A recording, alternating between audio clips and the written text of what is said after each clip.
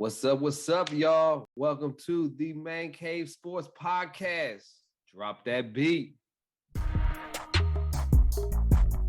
Drew on the keys on this shit now.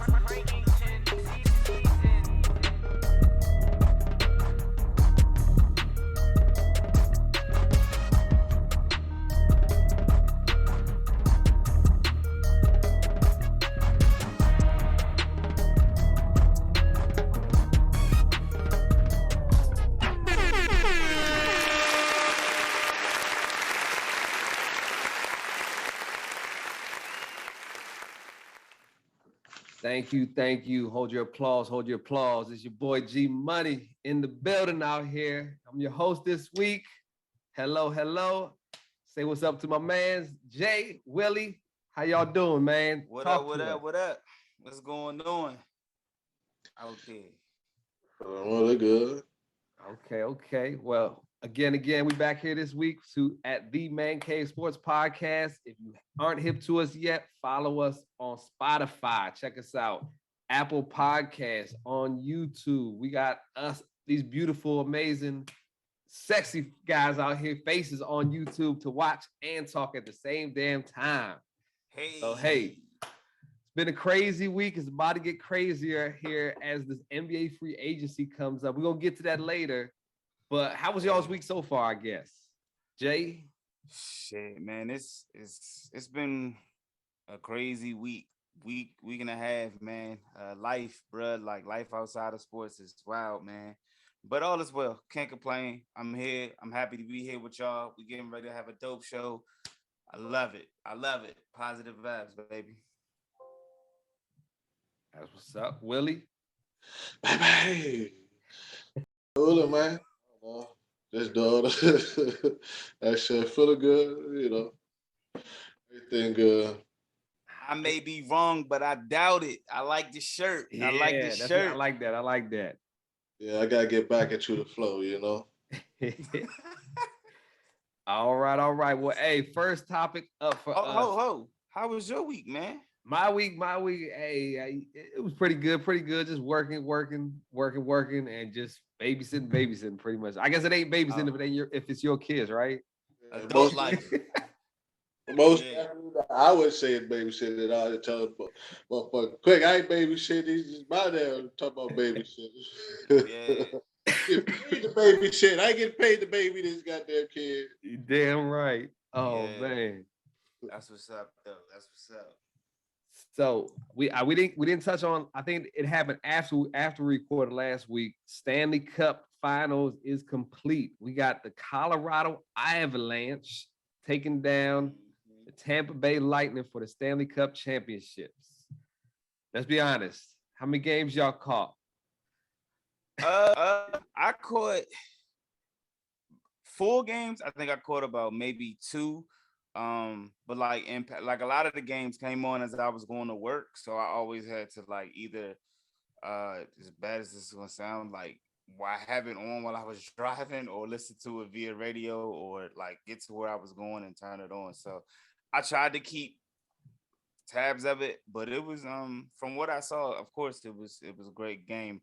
So I tried to catch as much as I could. Pause. I know. Where you catching these things that you got to pause, but okay. What about you, Willie? I caught about 4.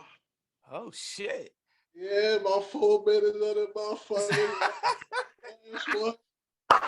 I caught about 4 minutes. It was about 2 minutes left in the first half. I watched that. It was 2-1. And then I watched like the next 2-3 minutes of the second half and shit. And they was spinning around, going around the court, and you know, the ice train. Ice rink. I like that joint, around the ice joint. I love it. It's so that's so DC, man. I love it. So DMV right there, baby. It's still 2-1. They ain't done nothing, changed it. You know, I paid attention to it. It stayed on the TV. It stayed on the TV for the duration of the end of the second half throughout whatever celebration they had. My ass went to sleep, but I did give them ratings, you know. Are you still watching? You know, it was in my dreams, I guess, somewhere. It was in the background noise. Yeah, somewhere. Yeah, Yeah, 2-1 when bad I at woke it. up, same score. I said, damn, man, they and them halves, like how long them halves? Them halves long as fuck. And the They quarters, what 20 happened to minutes. They call them periods, I want to say. They call them okay, periods, 3 of them.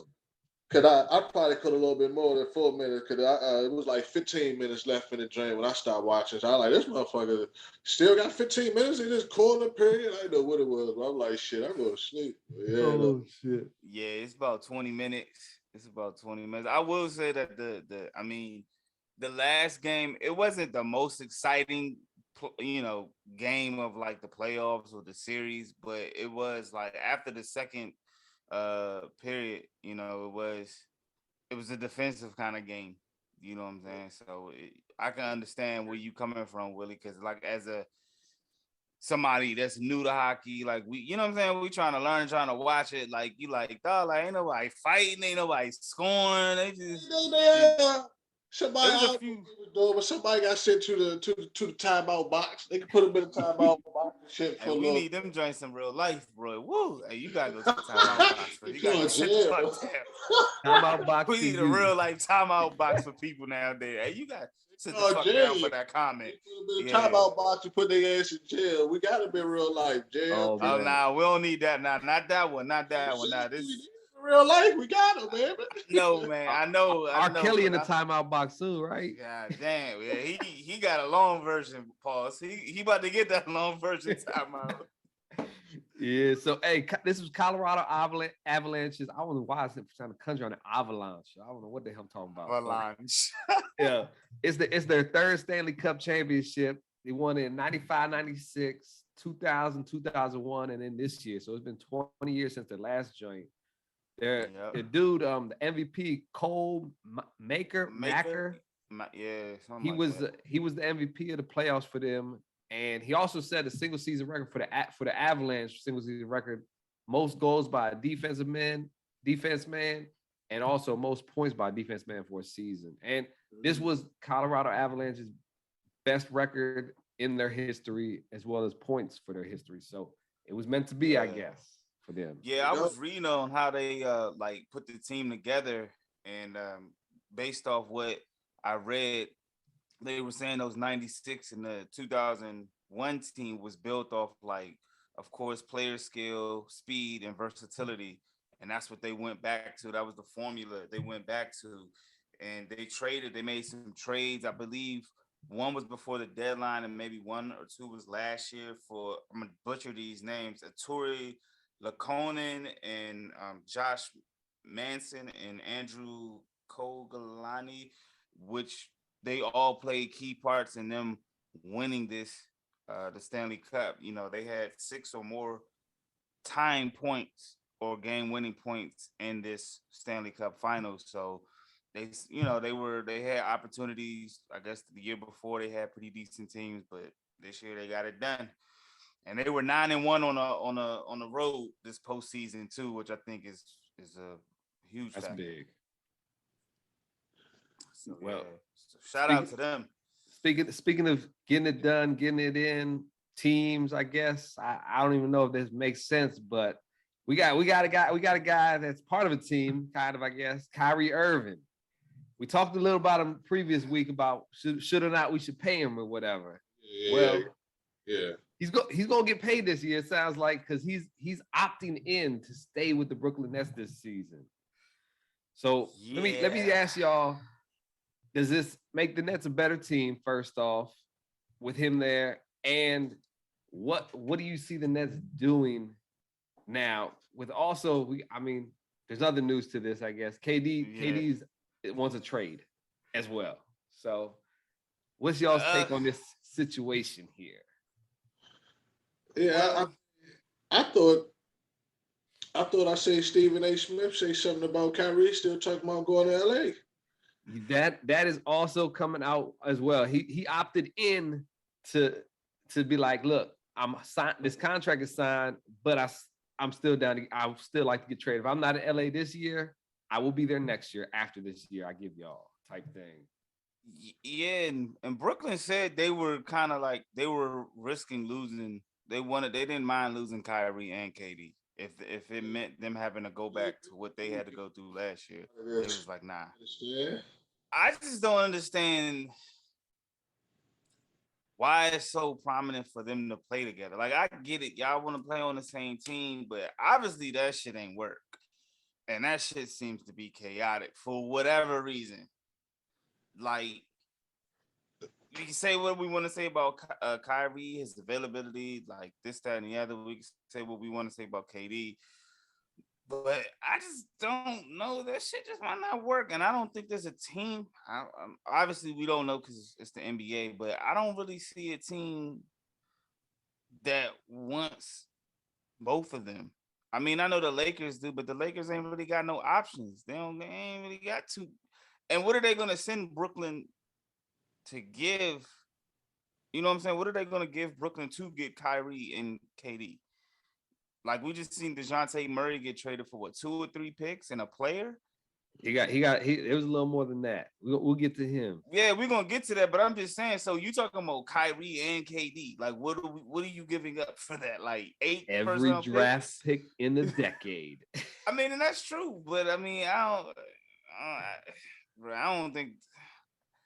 I got my doubts about that Kyrie KD tandem shit. So do you? Man. Okay. Do you think Kyrie stays with the Nets this season, or is he gone before the season starts?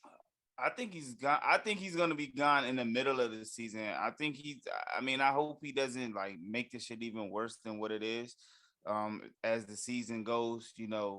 But depending on when KD leaves or whatever, I don't think Kyrie finishes in Brooklyn. Okay. I don't think he finishes as a Brooklyn net. Nah, I think he's gonna force his way out. What about you, Willie? What's your take? I don't know. He said he get out of that joint as soon as possible. That's what I thought I saw last. But as far as they saying both of them could go, I don't necessarily know if I thought that they were saying they should be packaged together if they go. I just thought they were saying whatever. You know what I'm saying? Because they said that I thought the last thing I read, KD, his agent, they said he was working with him trying to figure out the best place for him to go and anything like that. So it seems like Brooklyn is like whatever. You know what I'm saying? It's a business. If y'all motherfuckers ain't happy here, we don't want you here. You did? So that's just how I took it. So I think there's a possibility if both of them really want to go, they ain't tripping off their ass. They like, we can figure something out this motherfucker. You understand?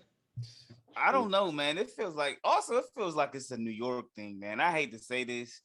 Like, the Knicks can't get it right with they front office and they players, and then Brooklyn, like, they had. I mean, granted, I know Paul Pierce, KG, and those guys were in their late part of their careers, but man, like, they just continue to fuck things up, man. Like, with them draft picks, like it's how they have the ghost of his passes and shit is like the ghost of Aura passes is kind of like New York Aura coming to catch up to them, like they my opinion, New York always had this like larger than life, being from the district, there's most definitely a larger than life sense there too.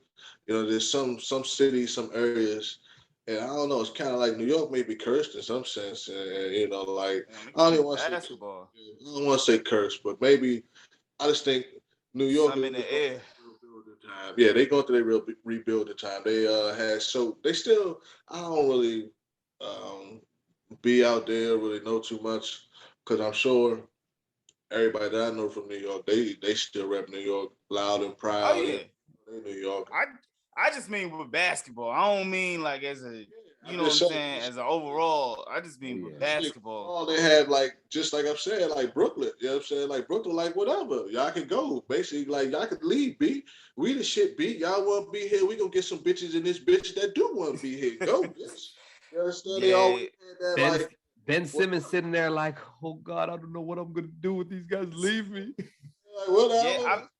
This got to be like one of the most like epic fails in probably sports history, bro. Like, they had James Harden, Kyrie, KD, and no ring, and didn't even come close to a ring. Well, outside of didn't make it in the legit playoffs. Well, not this year, but last year when they lost to Milwaukee with the KD, that's about the closest they got. Like this, man, that shit's bad. Which round did they go in last year? They went. What was it? The Eastern Conference Final? No, because it wasn't the Eastern Conference Finals because It wasn't. Milwaukee played Atlanta. So I guess it was just like the second round. That was just like a second round game. So I'm the first. I think they got past the first easy last year, right? Yeah. Yeah. But then I mean, like it was only one team that wanted Kyrie. Like Kyrie was like, I want to go here, I want to go here, I want to go here. It's like, yeah, watch out, little bitch. We don't really want you, bro. Like it's the Lakers is the only team. The Lakers is just like desperate, so they trying to make shit happen by any They're means. trying. I've heard. They, Couple. Also, somebody I was reading about somebody said, I don't know why, but Dallas was into him, interested possibly with Kyrie, and I just don't see that working out with Kyrie and Luka. There, they both need the ball. like us again with Luka, we'll get to that later, but I don't. You gotta have a big man to pair with Luka, but Kyrie, I don't know. I guess I figured he'd opt in because he really wasn't gonna get 37 million elsewhere. True. If he wanted to be with the Lakers, he could have declined it and played for $6 million. So obviously, financials played a part into it.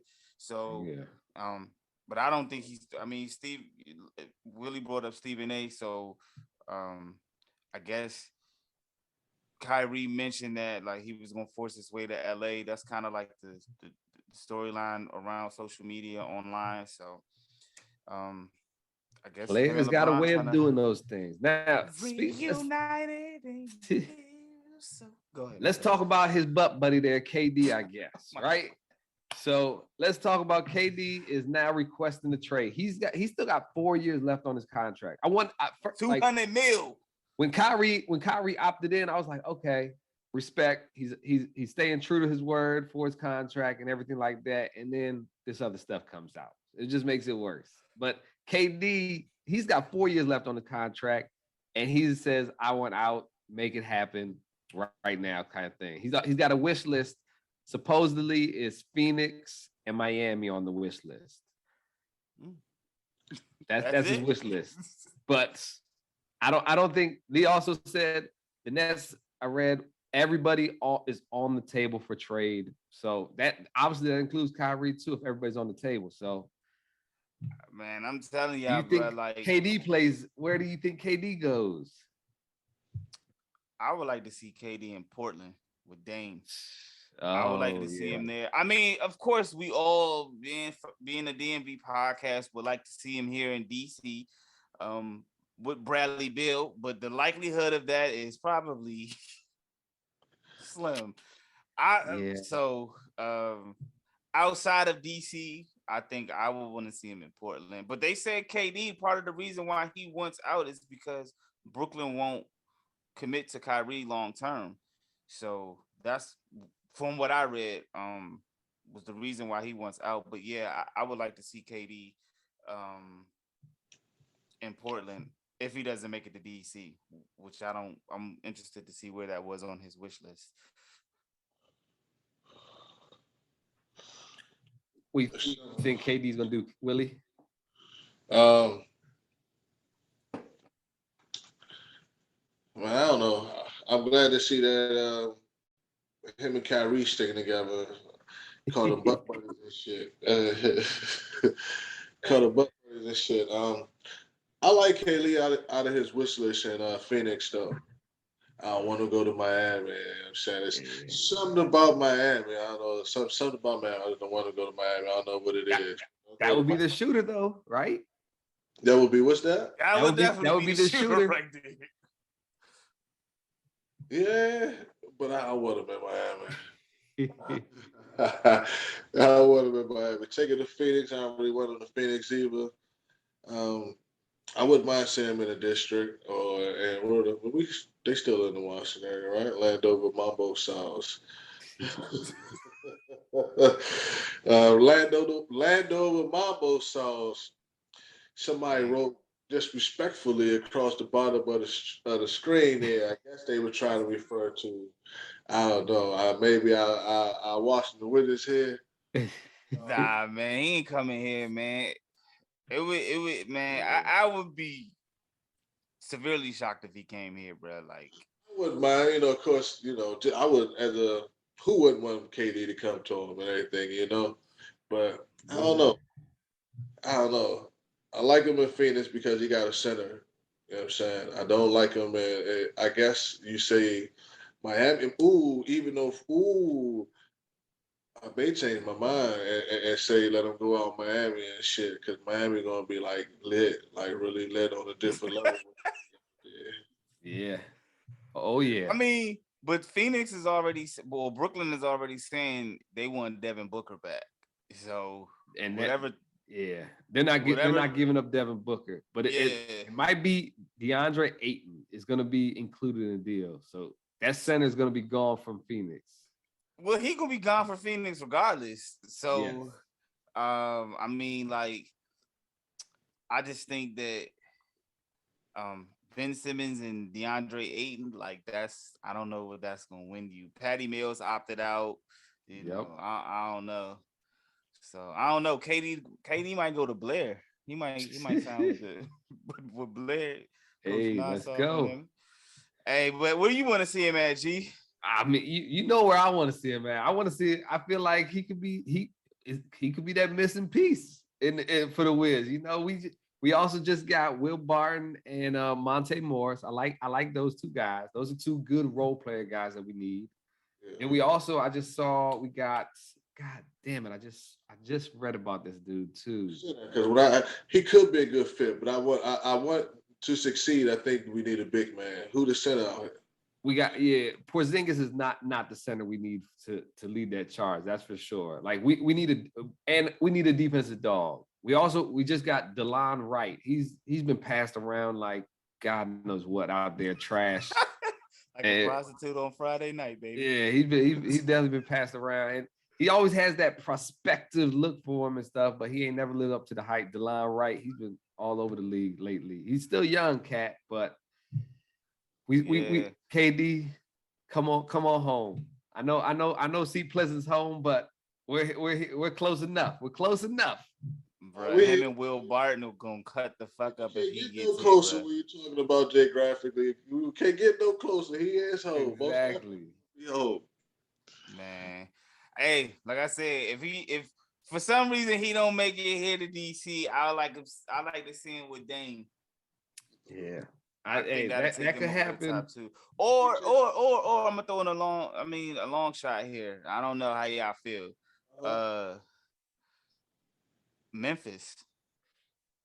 I don't see it happening in Memphis. I've heard a lot of people would like that to happen, but I don't think Memphis is about that. Sixers. I know Embiid. I read about something. Embiid wanted him. He's like, look, do everything you can to bring him here. Man, is he saying get rid of James Harden? I don't know. Well, James Harden said he's not taking as much of a bag as he was offered, so he can help. He bring in other players. He did opt out. He opted out so he could get financial stability for the team to re-sign other people.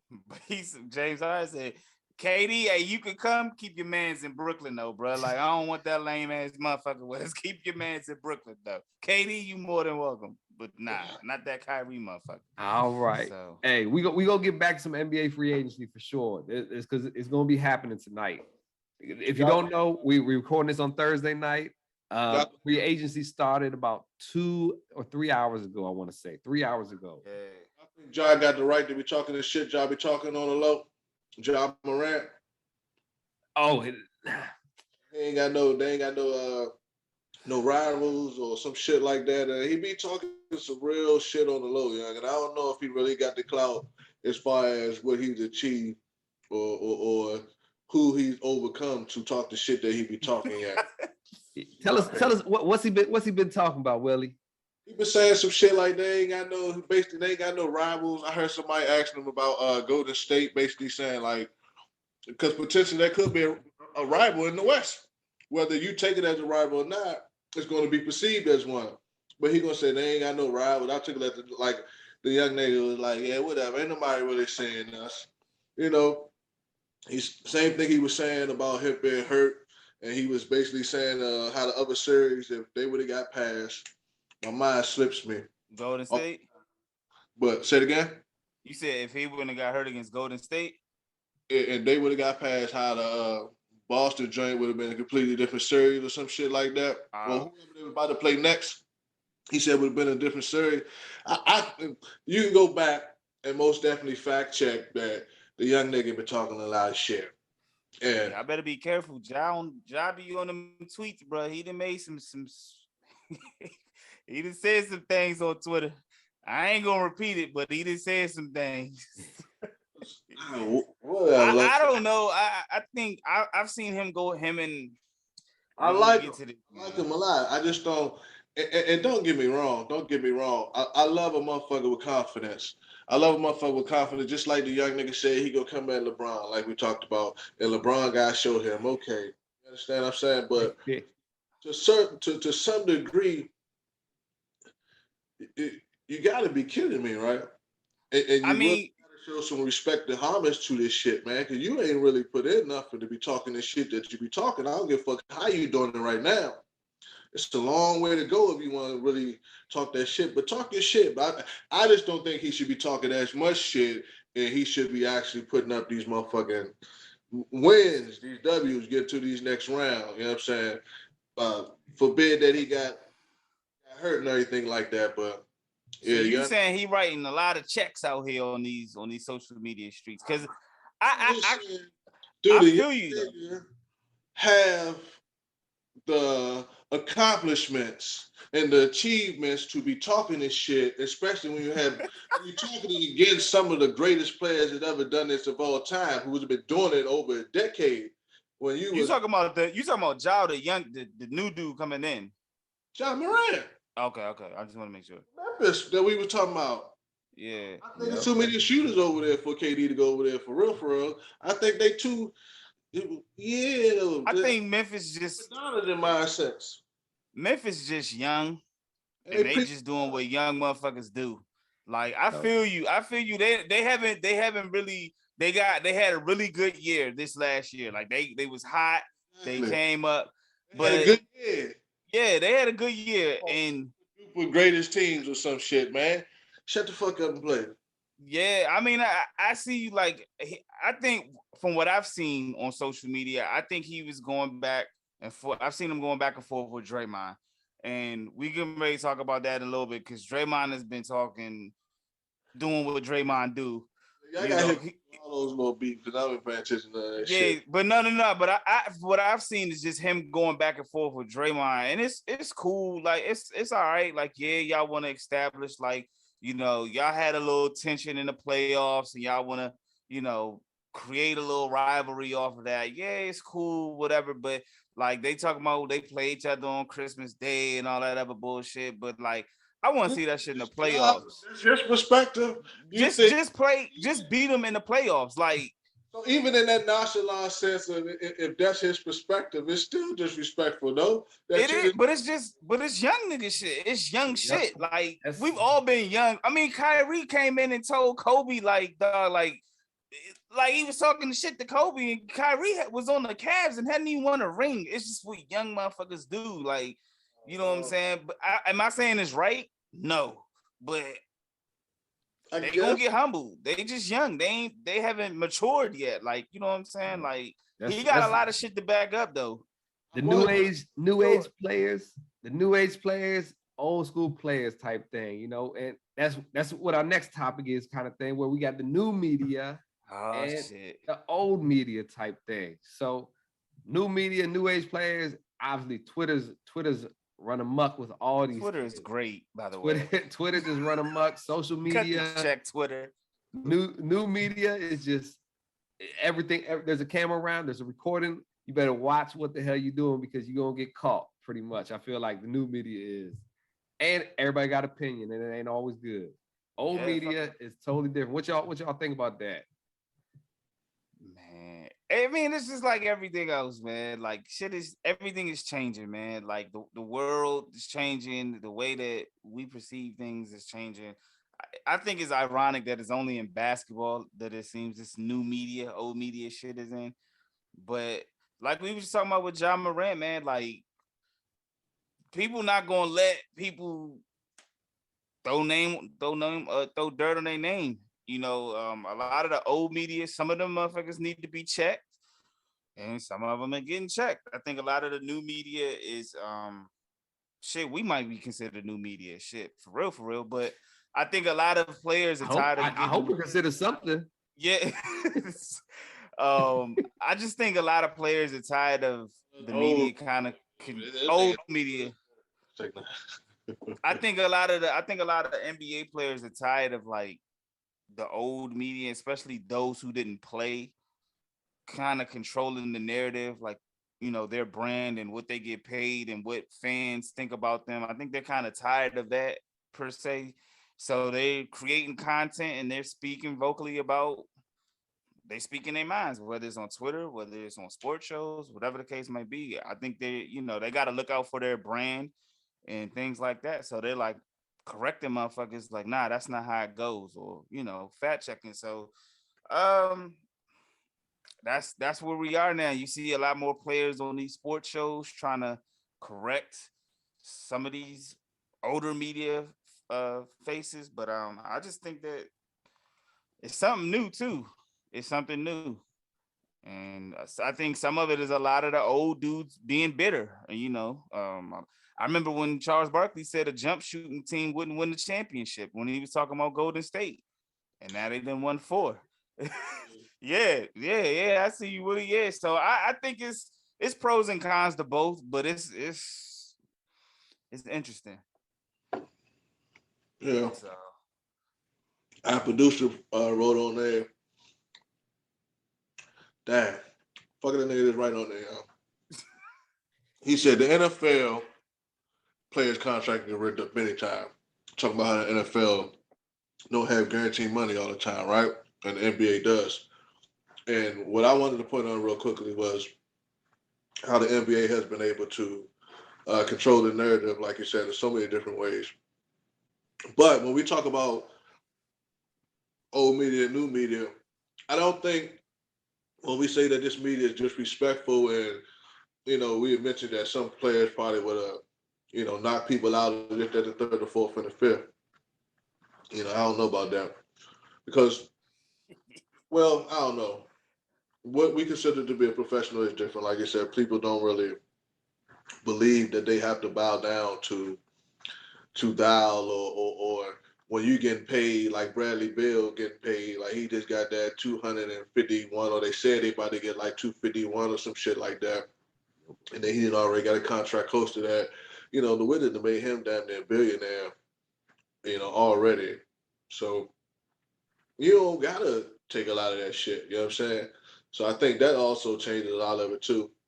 But I think like a lot of disrespectful shit probably still was going on. We just didn't know. But I don't want to say disrespectful, but one thing that came to me when I was thinking about this topic earlier was Muhammad Ali, and I forget that the reporter or whatever it was. God damn, I should have looked it up. But y'all know, excuse me, G, but the white dude that always did the interviews with him and shit, right? But they had this relationship that I think probably really developed because the reporter, the interviewer, he was really trying to do his job. You know what I'm saying? Like he didn't care if he ticked him off the wrong way or rubbed him the wrong way or anything like that. He was really trying to do his job and shit. But yeah, I don't think in that sense too much of this shit is any different. I just think we're able to see it more. And like I said, this shit is getting documented, minute by minute, every day, on camera, on paper, you know what I'm saying? Like, and then people talking about it on TV, on podcasts, on other interviews. So we just have much more information now and shit. But I think old media and new media probably one of the same for real. But I do think that the player has more than enough money to be like, fuck y'all. And that's where I think the real power that the NBA is hopefully they get to it. Hopefully they get to it, because I think that's what the Black Mama was trying to do. I think that's what the mama was trying to do. May my man rest in peace and his beautiful young daughter. Like, I hope they get to it. I hope they get to it. Them guaranteed contracts.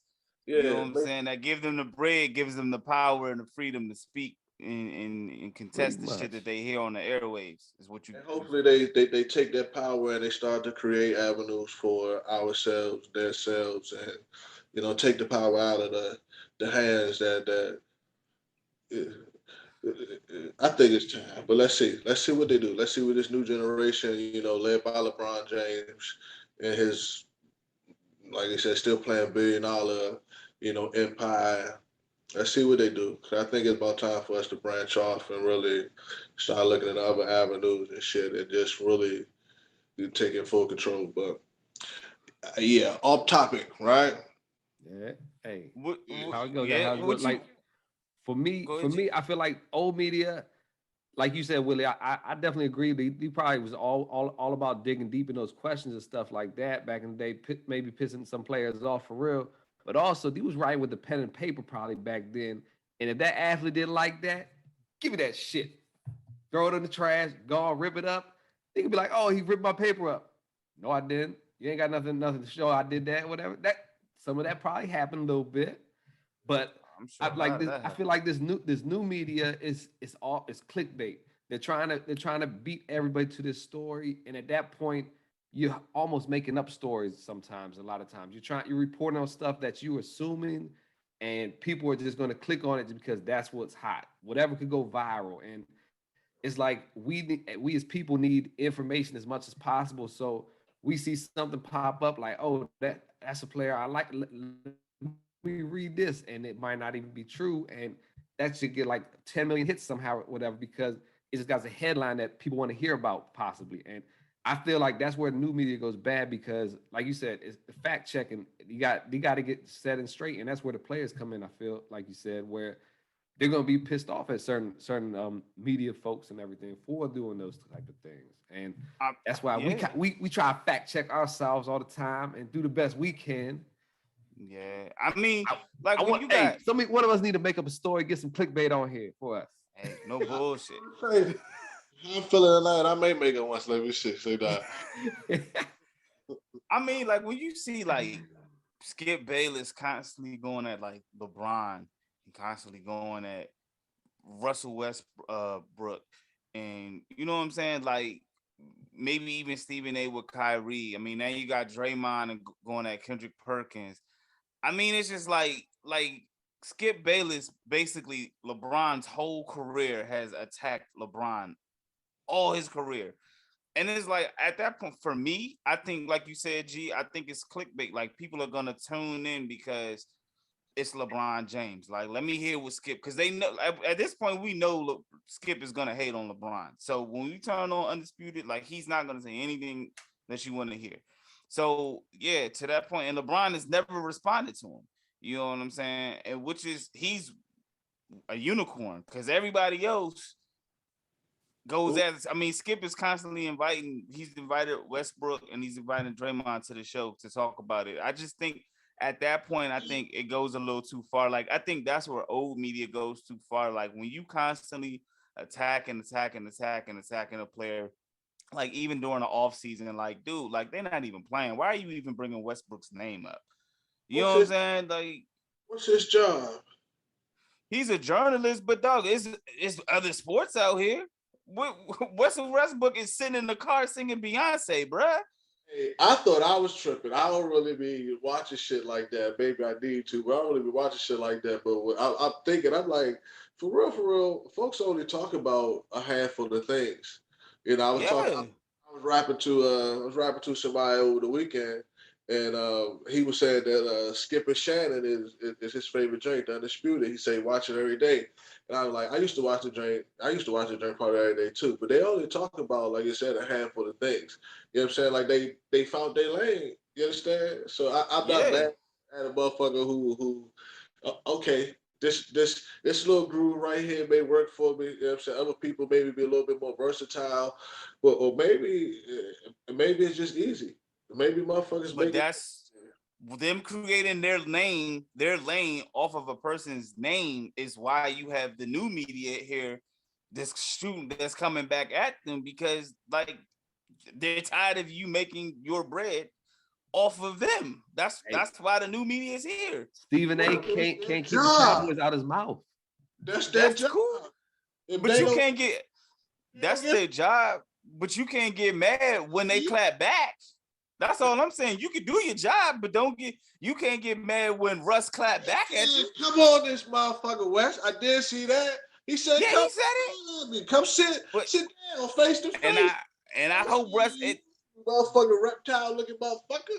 He said, But come. I don't think.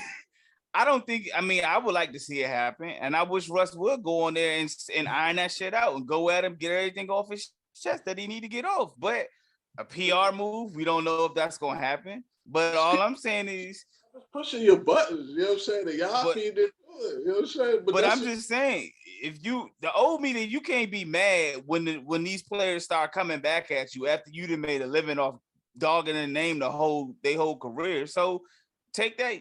Hey, that's your job. Cool. I'm gonna come back at you. That's all. What they doing though? I mean, like they just what's who doing? The old media we speak of.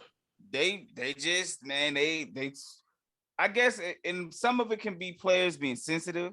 I guess a lot of times a lot of players just seem like they're tired of getting their names drug across, like G said, for clickbait. So they are attacking back, whether it be the way that they play, whether it be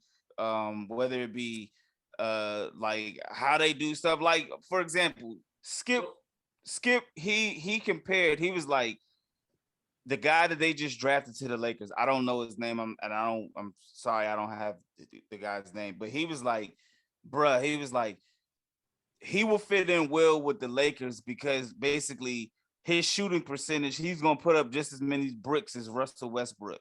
And he was comparing like their shooting percentages and shit, right? Like, yeah, we all get a kick out of it. We laugh. Russ had a terrible year in LA. No problem. We understand that. So Russ responded back like, dude, like, what, like, bro, like, he said some shit back. I don't have the tweet in front of me, but it's just like, bro, like, so. And that's, I feel like that's the new age players that have the problem with the media too, where everybody's so damn sensitive about this. So like, yeah, if you a professional athlete, you shouldn't even pick up a piece of fucking newspaper. You shouldn't watch none of this shit. Like, why are you even paying attention to what these guys talk about? In my because opinion, that shit translate. So now when of course so people, but shit, somebody got to be talking shit out of millions of people. You know what I'm saying? And I don't think it's they don't mind. But then you go to the game, then everybody calling them Westbrook, they throwing shit on them. You know what I'm saying? Then it comes into real life. You know what I'm saying? So say that they got the Trump effect is what I'm gonna call it. So got the Trump but effect. then you got somebody like Kyrie or somebody like that that's like, fuck it, I show up when I show up. And then, like Willie said, they got to get on him, and then he don't want to be accountable for his actions. So, again, it's pros and cons with the shit. You know what I'm saying? It's going to be a long off season because Draymond is doing Draymond shit. Like, he just said some shit about Jaylen Brown. He said he had Jaylen Brown's heart after the conversation they had. You know what I'm saying? And Jaylen Brown came back and was like, yeah, whatever, motherfucker. He said, I thought it was Tatum. It was Jaylen Brown. It was Jaylen Brown. And I'm all for the new media versus old media as long as they keep it within sports. I don't like them going personal. You know what I'm saying? Have the shit, meet up, talk about the shit, whether you do it on one person's podcast, on live TV, iron that shit out and move forward. That's my take on it. But I'm just saying, this Draymond is on a roll right now. Your man's in there, Draymond. He's on a roll. I think it's too much to check, man. I think it's too much to check. If you out here and you making moves of any sort, you know what I'm saying, motherfuckers gonna talk. You know what I'm saying? Like the old folks used to say, motherfuckers talk about, excuse my French, but they talk about Jesus Christ. What make you think they gonna talk about you? Oh yeah. You, like, I don't know. I just think, what do you expect for people to do? You expect for you to be this mega. Okay, so some people will take the money over the fame, but a lot of these, is that what they asking? They say, hey, I just come here to do my job, and other than that, please don't say anything to me. Don't do anything. I just want to come here and play basketball. None of them is there because they like that rock star effect.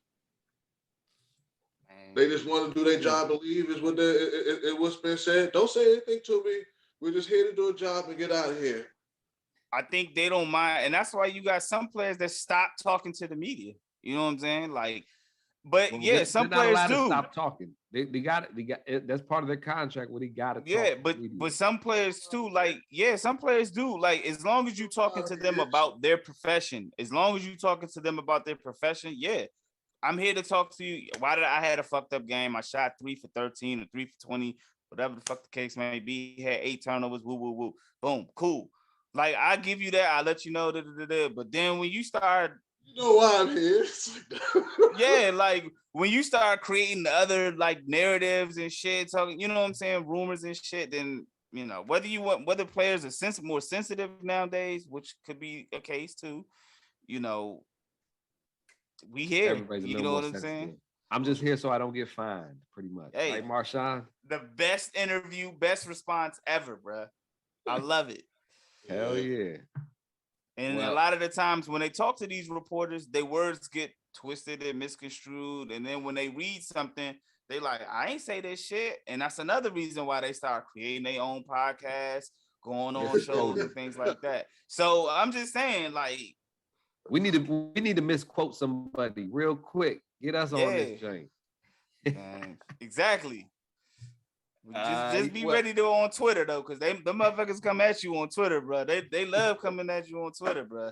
I'm saying we in the wild man. Hey Willie, get you a Twitter, man. Gee, I need you. Let's get active, baby. Let's get active on Twitter, man. Let's get it, baby. Well, somebody who is getting active, I guess, on not maybe on Twitter worldwide, across countries type thing. Roy Jones Jr., you know, he came out, said he's trying to go help a fellow person out, Brittany Griner. We got to update a little bit. She had a little. It was a hearing. I guess it was a hearing kind of thing to figure out what was happening. She got another 6 months. They're saying there, and Roy Jones comes out and says, you know, he wants to and you said it, Jay. He's got dual citizenship because he trained some boxers out there. I was reading on it. But like we said before, he won a prison swap for the Merchant of Death. So hey, I know it's not a funny topic, but like when you hear that nickname, it's like, bruh, like do we want Brittany Griner back that bad? Shit is man, it's pretty funny. It's pretty funny. She out here are gonna fucking get slammed on social media if this shit comes up, bro. But go ahead. Like I said, the seriousness in it isn't funny. But if I was a comedian, and she in this drink like this, motherfucker.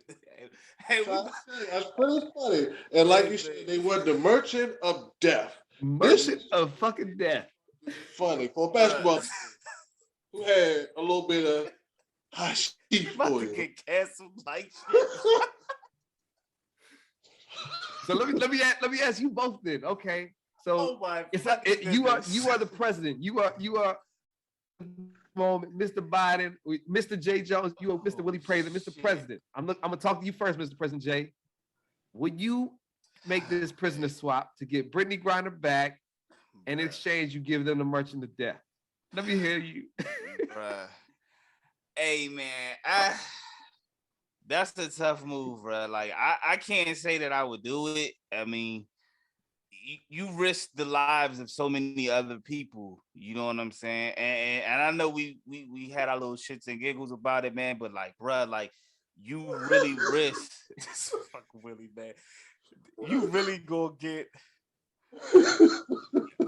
as the president, like you. I mean, we really want Brittany home. No doubt. I don't think anybody says that, but as a president, like trying to trade Brittany or make this prison swap, you put so many Americans at risk. I don't think that's a move that you can make. Not only that, but then you're talking like a president, Jay. You're talking like a president. Keep it going. I'm just saying, man, like you just we gotta think. I understand we want the urgency to bring Brittany home, but you also got another prisoner of war over there, Paul Whelan, who has been over there since 2018, and they gave him 16 years. For espionage. What the fuck is that? That's some Hold on, let me James go. Bond spy shit. Yeah. So this motherfucker Willie, we are gonna get fucking canceled, bro. Okay. Oh my All right, God. all right. So Jay's But- not but making nah, the deal. but- President Jay's nah, not but- making the deal. Yeah, basically, okay. President, but I President mean- Willie, what you thinking? Yeah, like young. I mean, I understand what Willie's saying though. I'm with it though. You think the espionage and the merchant of death is a better swap there? No, fuck no. I don't like. But I say, This motherfucker right here, man. the Diaz, man, I don't know nobody that he killed. Give him the merchant of death if that's what they want. Or clone his ass or send him back in the box. Figure something out. They ain't say dead or alive, did they? Okay, now, bruh, if you turn Buddy in a box like we on Ozark or some shit, bro, we are gonna be at war a motherfucking ASAP. You think you getting Brittany Griner back then? Ask me, they can have. As far as I'm caring, here we go. Let's get our negotiation skills going. We want espionage nigga and Brittany for your merchant of death nigga. Let's do it. And they've been talking about like they've brought that up, President Willie. They've said, you know, would you be willing to swap Brittany and Paul Whelan, aka the espionage nigga, for Brittany? Like, would you? Bruh, they said Buddy was trying to find missiles to shoot down American planes, bruh. Like, this ain't like a regular dude, gang. Like, they said Buddy was having. If we caught him once, we can catch him twice. Hey.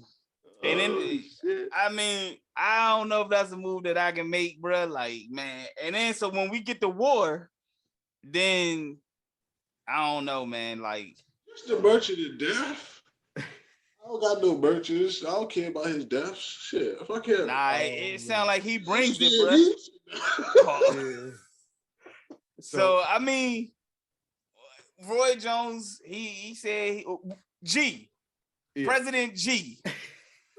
What is President G, the commissioner, like fantasy football? What is G doing? Are you making this prisoner trade? I'm probably gonna keep the It's Merchant outside. of Death locked up. I'm gonna keep Merchant of Death locked up. I'm gonna see what I can do and get Brittany back. Look, I'm gonna send you Roy Jones. You let him keep training over there. I do with Bill and them. Oh man, what they do try to do with Bill and Trump, they did it with Trump. Come on, man. When you get the president out of there, but he's still Impeached? impeached. Both of y'all. I wouldn't be. Oh, we both getting impeached. We ain't shit, huh? If I'm gonna get impeached, let me at least go down with like Monica Lewinsky's story or something like that. You know? Hey, I'm just exactly. I just want to say though, I know this is a fun segment and stuff, but in seriousness, we want Brittany to get back safe. Obviously, we just having fun out here. But to be honest, G, bro, like, and I really think like I want Brittany home, bro. But like with Biden being banned in Russia and him constantly giving money to Ukraine, bro, like them two situations right there just make me feel like Brittany, unfortunately, is gonna have to sit for a minute. You know what I'm saying? Negotiate with us. It ain't that serious. They trying to negotiate with us, or at least this part of the business ain't that serious. They trying to negotiate with us. I think America being America, and they being racist. Cause let that have been Sue Bird over that motherfucker for hash oil, she be here. Well, I don't think so. I think they had Would be. shit. She be right there with Brittany, unfortunately. The both of the Marine dude, the Trevor Reed and the Marine dude, like you can't get no more. That's more American and patriotic than basketball, and them Bam is set. You know what I'm saying? They just prison swap for Trevor Reed. That's how he got home. I ain't say no white dude. I said white girl. Oh man, shit. Speaking of negotiations, your boy Terry McLaurin had some negotiating and stuff. He And switched that. luckily for Willie, I don't know, because I heard Willie talking about him. He don't know if he should have signed him and stuff like that before, right? I most definitely like Scary Terry. That's one of my favorite players in a long time. I just don't, like I said, I just don't know if these young cats. I mean, I guess they don't know because they don't. They fucking doing it, but yeah, they just. But that just go back to what I did want to touch on, because I do think what Shaq said has some type of a credit to it, and when they're coming from that perspective, they have some type of they're valid in some sense, because when let's be real, I'm not saying all players, because like LeBron is a different breed. You have some different breeds, but when Shaq say Rudy Gobert. Ghost Stopper is making $200 and something million, and he only made a little bit more than that in his whole career span. And here, this player has made it in under like 8 years already, and he's half of the player that he was. Not even half. I'm trying to give him some type of credit, but they do have some. They are valid in some sense. Like I said, animosity towards him.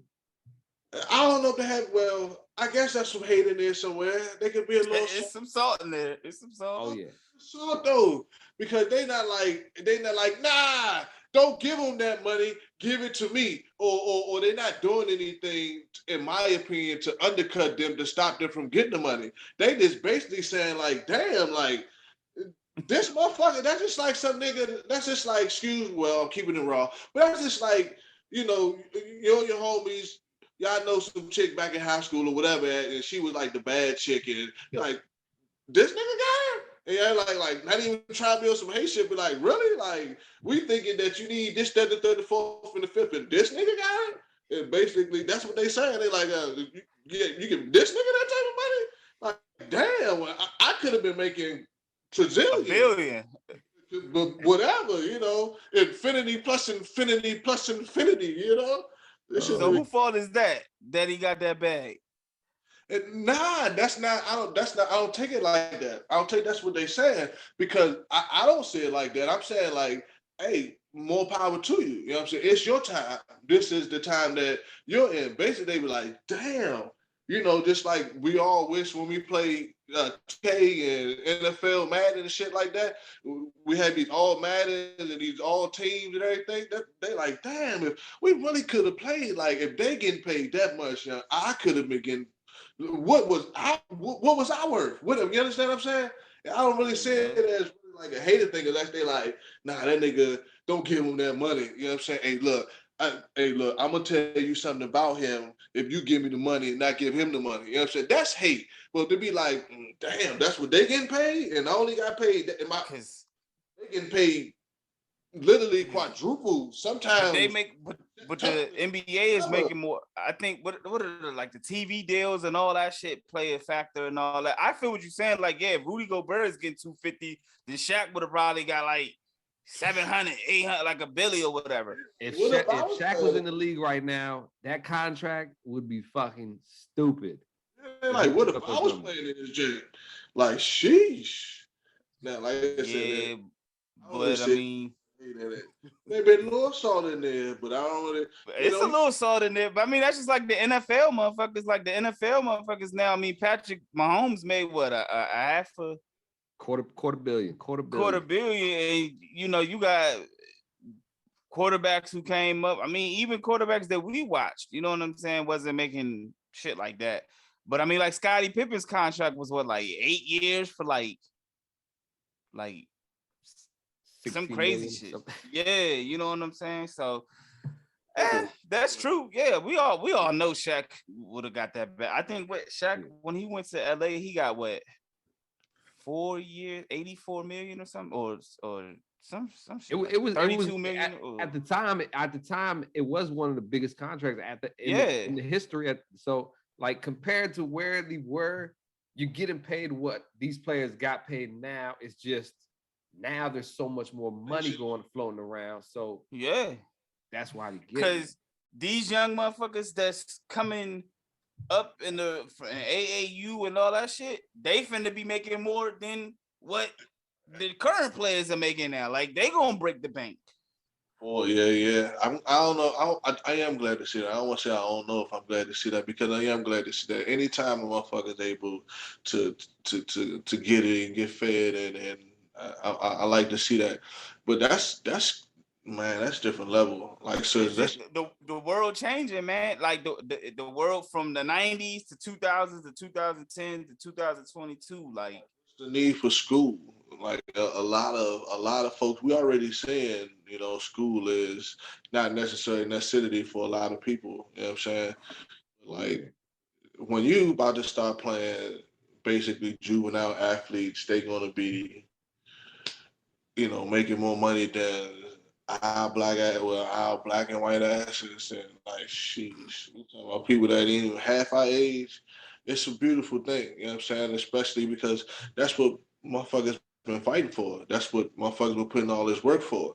And that's one of the things that makes me confused, because like I said, I don't think a lot of it is hate, but that's one of the things that make me confused with a lot of people because I'm just like, what's the purpose? Wasn't the purpose to get better? Like, and that's what it's doing.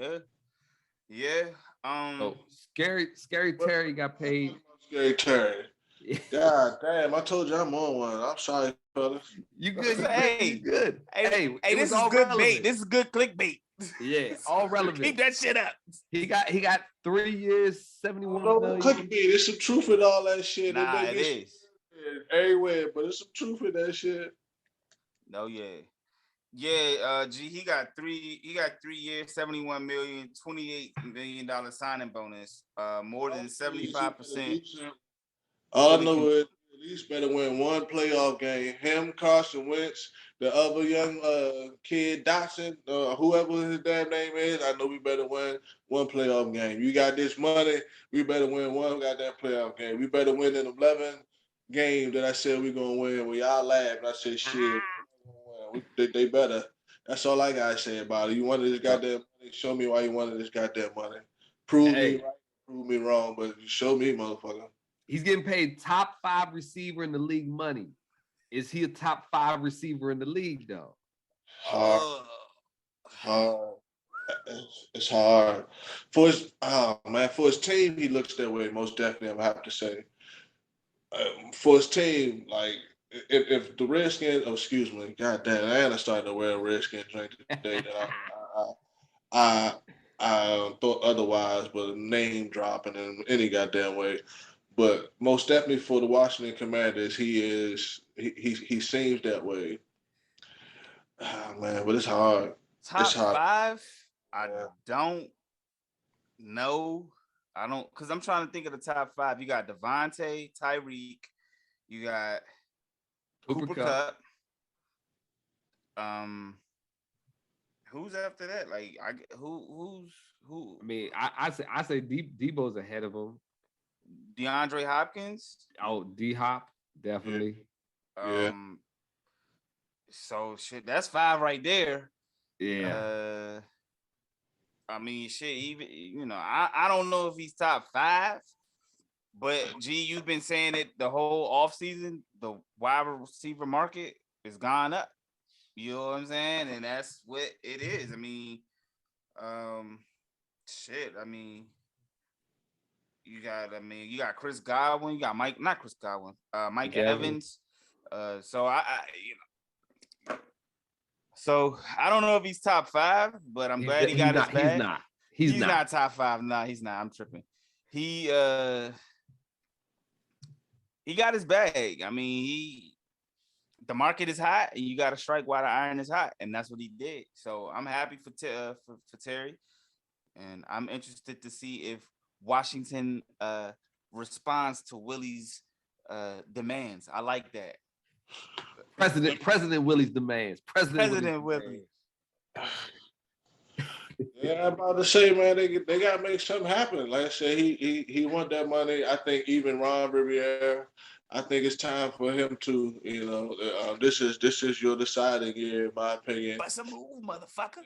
Yeah, do we let you go? You know what I'm saying, or what we do? I think he got to show something. I just think it's time for them to show something. I can't wait till we break down the NFC East. This shit gonna be fun. Oh, Oh shit. yeah. So I moving back, switching courts, switching fields, whatever you want to call it. The San Antonio Spurs, Atlanta Hawks made a deal to send Dejounte Murray and actually one more player, Jock Landell or whatever. I want to say he's the center. Or whatever. For the Hawks, gave the Spurs 3 first-round picks, also a future swap of first-round picks, as well as Danilo Gallinari, who is going to be bought out in the end and just back into the free agent market. Who wins that trade? Do the Spurs win this trade? Does it make the Hawks that much better? So do you win the trade with this one move? What's y'all's take on this? I mean, definitely makes the Hawks better. Definitely. When you add a talent of DeJounte Murray to anybody, it should make them better. So putting him with Trae Young, ice cold, it definitely makes them better. I don't know what they're gonna do with John Collins. I've heard his name floated around in trade rumors, so I don't know if he's gonna stay. If he stays, if him and Capella stay, they're definitely gonna be a tough outing, at least on paper. The Spurs, I don't know what the fuck is going on in San Antonio because they got rid of Lonnie Walker as well. And I don't know how long Coach Popovich is gonna be around.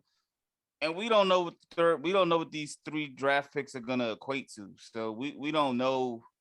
And I mean, these are future picks, 2025, 26, 27 picks. So it's a good move for the Hawks.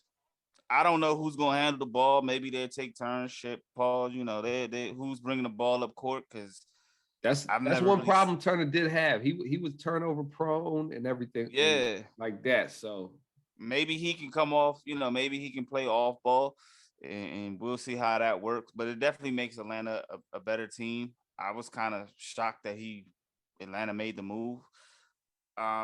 We talk about somebody, G, that we would have liked to see in Washington. I would have liked to see DeJounte with Bradley, or you know what I'm saying, even DeJounte in Boston. You know what I'm saying? I think it would have been a good fit. So, but hey, he's in Atlanta. We're gonna see what they do. What about you, Willie? Who you think got the better deal out of this trade? I don't know. I like Gallinari, and he's healthy. If he's healthy, I like Gallinari. I think they kind of break even in some sense, but I think they kind of break even. I think now Gallinari, they're gonna buy him out, so he ain't even gonna be on the Spurs probably to start the season. Then the Hawks most definitely. Then the Hawks most definitely. It's a nice 1-2 punch. Yeah. It's a nice 1-2 punch. I think they most definitely got Trae Young in mind. They most definitely looking to better the team so he can stay and he can have more success. And they see he's a hell of a player. He just can't do it all. He can't do it all. Even like I don't want to say that, but he's small and he can't really do it all. He's not going to dominate but so much because he have to work too hard to get a shot off. So yeah, they most definitely thinking about him and freeing up, a lot of weight on his shoulders and shit. Yeah, I agree. I think it's gonna be interesting to see how Trae Young is off the ball, without the ball, because I feel like every time we watch him, he's always got the ball in his hand pretty much. And he's got to create the shot, like you said, Willie, all by himself. So he should have more energy throughout the season. We'll see what it translates to. Spurs in full-blown rebuild mode for the future type shit. They're doing some Florida Marlins like trades type let shit. motherfuckers go. They've traded DeMar DeRozan, LaMarcus Aldridge, DeJounte Murray. Like, yeah, I think Pop is going to be out of there. Do the Spurs trade all these picks for KD? That's the clickbait right there. That's the clickbait right there. Are they making a way to get Popovich up out of there? Yeah. I figured they're like, look, we keep having these losing records, Pop. You can't be affecting your all-time winning percentage out here, man. Yeah, damn, man, like that's bad. It's time. It's tough. It's tough. So It's time. back to NBA free agency. Also, we got Jalen Brunson, star. I get. Yeah, we will say star. We'll say star for the Dallas Mavericks. He was a playoff star. We'll say that. He was a playoff star for the Dallas Mavericks. Is intending to sign a 4-year, about 100 or 111 million dollar deal with the New York Knicks. I think he signed. Yeah, I know. Well, free agency just started, so I don't know if it's 100% signed yet tonight, but I know that was the plan today to sign it. And for that price, I mean, where's the paper? Where's the line? Let me sign that shit pretty much, right? Hey. Does he make the Knicks better? Is he just a playoff superstar and this is just not that great of a signing like the NBA does, throw money at people? The Knicks get in the Knicks way. Like, I mean, what do we, when we say better, does it make them a playoff team? Does it make it a contender, or does it just make them get 4 or 5 W's better? Like they said Jalen Brunson felt like he wasn't being, I guess, utilized, or he couldn't show his full potential in Dallas because we know Luke is there handling the ball. So I don't know if he gets them to the playoffs. He may make them compatible, but I mean, it's still early. We don't know how the pieces are going to shake out. I know they're talking about Julius Randle might get traded, things like that. He's there with RJ Barrett. I don't really know if it makes them better. They really wanted him because his dad, I think, is a coach there in New York as well. So I mean that definitely helps. But I don't really think it makes them better. No, I don't think it makes them a playoff team at the moment. And let me see how the rest of free agent shakes out, and I can give you a better answer, come our NBA predictions. But at the moment, no, I don't think it makes them a playoff team. All right. But congratulations to Jalen for getting his bag, though. How much you get? Jalen Brunson to the Knicks. How much you get? Oh, about 111 million. I want to say for 4 years. Ooh. Yeah, I wasn't checking for him. Y'all know I get paid. Get paid. Yeah, I most definitely get paid. Get paid. Hey, I understand. Oh man, yeah, that shit make me feel good. I ain't gonna lie to you. Make me horny. I can't even lie to you, man. Slow down, Willie. It's nothing but men on here, man. Slow down. But I would check it for him. I don't really know what it was. Y'all know I really just started watching. I just started watching Dallas because Luka, you know what I'm saying? So I wasn't checking for him. Yeah, I don't know what he did, but he got paid for sure. Yeah. He had a good playoff run. And regular season, he was averaging about 10 points, a little bit over 10 maybe. Playoffs, it was up to almost 20. Might have been 20 actually. So it's a good playoff run. New York just go ahead, Willie. You play defense? Yeah. I mean, does anybody play defense in the NBA, right? You play? He's a point guard. He played in spurts. Point guard. Okay. 10 points is what he about average in the regular season, though? Regular season, it was about 10, maybe almost 11. Get you 10 dimes?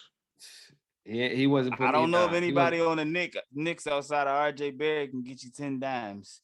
That's what I'm saying. This is something about New York, the Knicks, bro. Like, they come from one team. They come from. Why you pay up? Well, sheesh. Let me not show you. I'm trying to tell y'all, man. Yesterday's price, like Fat Joe said, today's price is not yesterday's price, bro. Yesterday's price is not today's price. That's why these contracts are flying, man. A regular role player is making 100 mil. 50 mil. Yeah, they're making dumb money.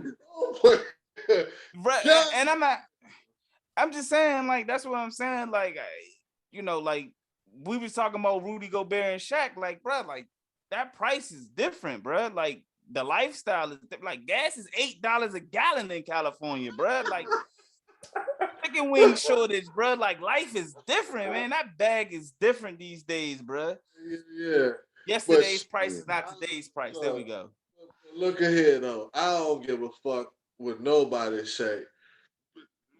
250 million You ain't went for nothing.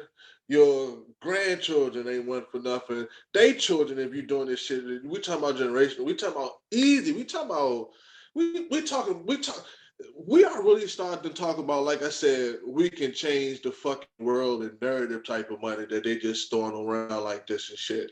If that shit start to be generated, but brought together collectively, that's man. We ain't just talking about a couple dollars here, man. I understand yesterday price, Man. but sheesh.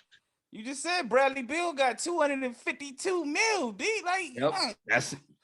That's who we talking about. Bradley Beal next. 5 years, 251 million super max contract to the Wizards. Woo! I'm gonna say this, man. Hey, he ain't go to Dallas. He didn't go to Dallas. He didn't go to Dallas. Home. I'm not gonna say what another man should do, or try not to say that. I mean, I'm sure his family and things played a part into it. He might just actually like the city and everything, and which is fine. I'm cool with that. I just hope the Wizards can put him into a position where he's at on a playoff level and he's competing for a ring. At the moment, I just didn't feel like the Wizards had that in place. And I know part of him signing with the Wizards, the management said, we're going to build around you or try to do it, which you should have been doing in the first place.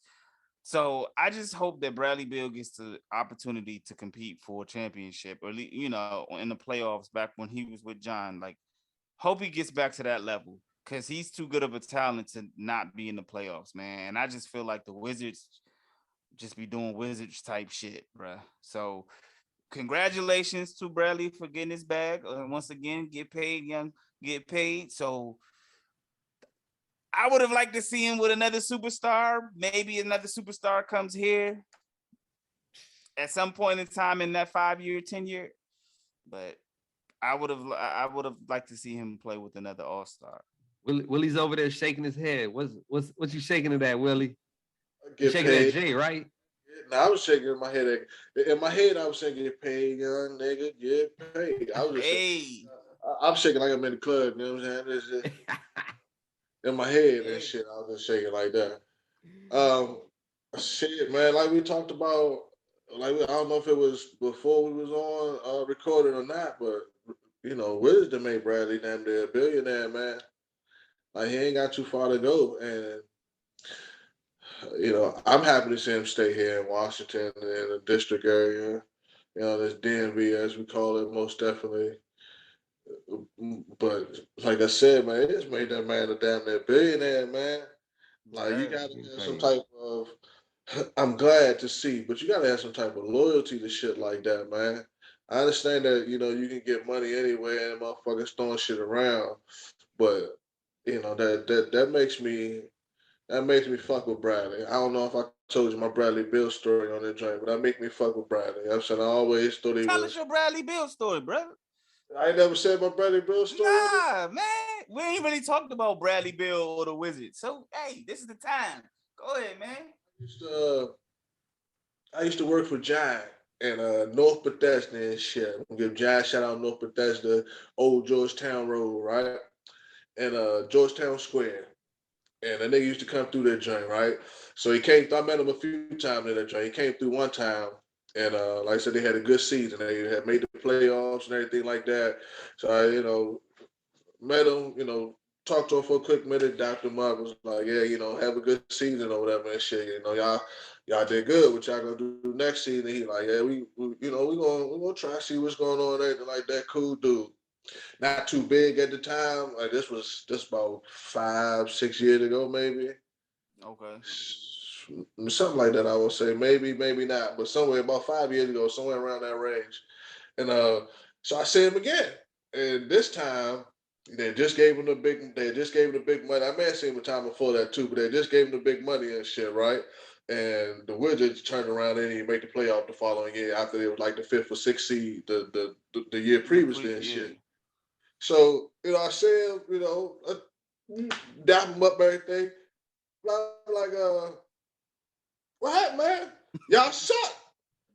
And he tried like squared up on me, not like put his fist up and up, but he tried like went in a defensive stand and shit on me and shit. He was like, what? And he had this girl with him and shit. I think she's his wife now, but at the time I believe that was his girlfriend and him, but I could be mistaken, but I believe so, right? So he like looked at her, he turned around and looked at me. So I'm like, what's up, nigga? Like, y'all suck. And he just went all about his weird shit, but yeah, Bradley squared up on me, John. Like, Bradley gave me what? Oh shit! Bradley cool dude though. He was cool and shit, but I can't wait to add him on this. That's the last time he came to that giant. It was the last time he came to that I seen him at that giant. It was. I thought that he took that money and got himself some better food though. Trader Joe's time. I'm gonna go get my glizzy elsewhere. I don't really. Hey, that's crazy though, bro. I mean, I've never met Bradley Beal, but I mean, he seems like a really cool dude. Cool. You know what I'm saying? It wasn't really like some real like mileage shit or nothing like that. I think really initially he was taking it as if I'm like, you suck. And I'm like, y'all suck. Y'all made, and I even elaborate. I'm like, y'all suck. Y'all made the playoffs last year, and you didn't even make it this year. And then that's what he kind of like. He probably. I don't know what it's like to be at that level of fame, but he may have thought that like when you said you suck or some, you know what I'm saying, made to say maybe he thought that you was going to attack him or some shit. Like, I don't know. I don't know what it's like to be at that level. Like I said, he's a very, very cool, humble, down to earth, approachable, everything. Like straight up. It wasn't nothing like that. Like, it was really like we dapped each other up. You know what I'm saying? I had met him, I'm pretty sure, like at least maybe a time before, maybe 3 times in total. Like he used to come to the store. You know what I'm saying? He was like a regular at the store, shit. That like a lot of people in the store knew him and shit. So it wasn't really like he didn't know, me or where I was coming from or no shit like that. Or he thought like I said, like any other time, I was like, y'all suck. It wasn't even you suck. It was like, y'all suck. And then like, I think he took it as if I was saying, you suck. But I was like, not like y'all suck. Y'all didn't even make the playoffs. After going 5th seed, y'all didn't make the playoffs and shit. And but I ain't really cool dude. Like I said, very, very down to earth, very approachable. Like seriously, and like I say, not really. Now when you're saying he to put on some weight and he to cut himself up, like I said, I think he really took that money and went and got himself some better food and a better life. You know what I'm saying? Everything like that. But he was giant. I'm going to Harris Teeter, motherfucker. He gonna no food. Fuck Harris Teeter. He gonna buy the douches. He went across the street to buy the douchey and shit. Yo, that place is fucking expensive. Yeah. But yeah, I ain't mad at her. Dude, like I don't really think it was no violence or he thought the motherfucker was gonna jump him or attack him or no shit like that. It was just like, hey, I think he a hood nigga. Like he was a real nigga. He was like, what? I'm like, y'all suck. It was, but it was one of the realest moments. Like it was real, just like that. Like just like real. Man, you threw your man off guard. Like it's like y'all. Well, like I'm not saying that was my man or nothing like that. I'm just saying like it was real, like in that sense where it wasn't really like he was like he thought the motherfucker was going some. Hey, Bradley Beal, man, I know you just got 252 million, man, but we would love to have you on the podcast, bro, man. Come through, man. I know you got that bag. Cool. Back, we would love to have you on the show, bro. Talk about where you shopping. Why not Giant no more? What's your grocery list looking like? Into that shit because he cool like that on some real shit. He really is down to earth. Unless he the change over this last 500 million he did obtained over the years. Money, hey, like you say, money changes folks. Money supposedly might have changed the next topic we got here, John Wall. I don't know if it's the Wizards' fault. Well, hey. Money might have changed John Wall's approach to the game. Some might say, because John Wall hasn't really actually played the game, but he's been getting the paycheck. And he even cut the Rockets a deal. He said, look, y'all owe me $47 million. I'm gonna give you a $6 million discount. You take $6 million off, pay me $41 million, and I'll be off your hands. I'll be off your hands. You don't gotta see me no more. Just give me the $41 million. And then supposedly, since he's gonna get that $41 million, He gonna sign the $6 million that he's giving back to the Rockets. $6 million deal with the Clippers this saying. Man. So And like Willie, I met John Wall. I've met John Wall on many different occasions through my place of employment. John Wall, a cool dude too, you know. Like John Wall, a real cool down to earth dude. He ain't never square up on me or nothing like that. But I mean, he was cool, you know, in interactions with him. So I'm happy to see John Wall get the opportunity to play and compete for a championship, which we all think the Clippers should do with Kawhi coming back, Paul George being healthy. So he definitely was getting paid without having to play. But that's Houston's fault. They told him, go ahead, sit down. We'll still pay you. Like, huh? Like, I ain't mad at it, but I was 47 mil. Maybe they see something. Maybe they see something. Maybe he's not the player that we think he's gonna be. And that's what a lot of people think too. It's because his game is built on speed. That was his game. He was the fastest guy on that court by far.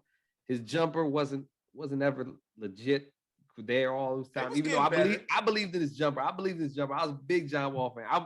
I was in the building screaming MVP at the playoff game, and I was like, this motherfucker right here. Yes. And hey, I was a big John Wall believer, but I would never been the best for him.